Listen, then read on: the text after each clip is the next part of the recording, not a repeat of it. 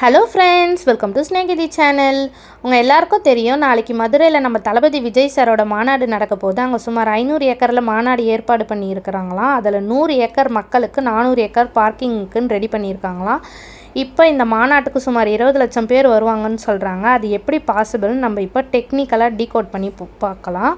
நம்ம ChatGPT கிட்ட போயிட்டு இன் 100 acres how many people can sit அப்படின்னு கேட்டால் என்ன ரிசல்ட் வருதுன்னு பார்ப்போம். 100 acres is equal to 43,56,000 square feet. 4 square ஃபீட்டுக்கு ஒருத்தர்னு கணக்கு பண்ணால் 10,89,000 வருது. அது இல்லாமல் மாநாட்டை சுற்றி ஒரு 5 லட்சம் பேர் இருப்பாங்க. ஸோ டெக்னிக்கலாக மினிமம் 15 லட்சம் பேர் வருவாங்க. 22 அன்றைக்கி எத்தனை பேர் வந்தாங்கன்னு நியூஸில் போடுவாங்க. அப்போ நம்ம கம்பேர் பண்ணி பார்ப்போம்.